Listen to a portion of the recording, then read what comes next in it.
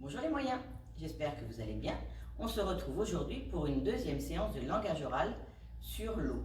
Donc on a vu la semaine dernière l'eau dans la maison et aujourd'hui nous allons voir comment s'appelle l'eau sous ses différentes formes dans la nature. Donc vous aurez un imagé avec tous les mots que l'on va voir. Donc le premier, c'est l'eau qui tombe du ciel. Voilà, c'est un effet de météorologie. L'eau qui tombe du ciel. Voilà, comment ça s'appelle quand l'eau tombe du ciel? Oui, c'est ça, la pluie. Hein, il y en a très peu ici, mais il y a des pays où il pleut beaucoup plus. Et donc, la pluie, c'est de l'eau. Quand elle tombe, ça forme, elle reste au sol, ça forme des flaques. Voilà, ça s'appelle une flaque d'eau. Après, on peut trouver aussi de l'eau dans des jardins.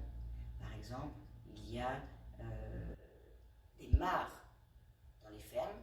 On a vu les animaux de la ferme. Dans les fermes, il peut y avoir une mare avec des canards. Bon, c'est une petite réserve d'eau, une petite étendue d'eau. Quand c'est plus grand qu'une mare, ça s'appelle un étang. Et dans l'étang, on peut y mettre des poissons et y pêcher. Donc c'est de l'eau douce et c'est une réserve, soit naturelle, soit qui a été creusée par l'homme. Après, il y a encore plus grand que l'étang et on peut s'y baigner, on peut y faire du pédalo, du bateau, des activités nautiques. Ce sont des lacs. Peut-être que vous êtes déjà allé vous baigner dans un lac ou faire des jeux nautiques au bord d'un lac. Voilà, donc ça c'est pour l'eau douce. Ensuite, et puis qui stagne, qui reste, voilà, il n'y a pas de courant. Après, l'eau, par contre, qui ruisselle, quand il y a du courant et on voit l'eau qui bouge. Donc là, c'est des cours d'eau. En montagne, on va appeler ça un torrent. Et voilà, ce sont des petits ruisseaux. Les petits cours d'eau, on les appelle les ruisseaux. Et quand les ruisseaux se rejoignent et que ça s'élargit, que ça s'agrandit, ça devient une rivière. Donc là, c'est un peu plus large, un peu plus profond. Et on y trouve aussi des poissons dans les rivières. Les rivières vont s'élargir, il y en a plusieurs aussi qui vont se rencontrer et ça va devenir beaucoup plus grand, beaucoup plus profond et très très long. Hein. Il y a des cours d'eau comme ça qui vont traverser des régions et des pays. Donc là, ça s'appelle un fleuve. Donc il y a des fleuves qui sont très très longs et très larges.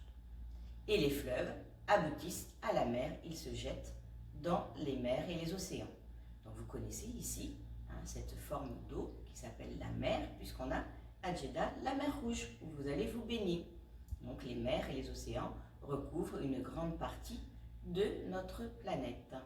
Voilà, parce qu'on a vu déjà la semaine dernière que l'eau était essentielle à la vie des plantes, des êtres humains et des animaux. Donc vous allez retrouver tout ce vocabulaire de l'eau dans la nature dans l'imagier sur le blog et vous pourrez l'imprimer. Donc j'espère que vous allez bien retenir tous ces mots et puis on se retrouve demain pour d'autres activités. Au revoir les moyens.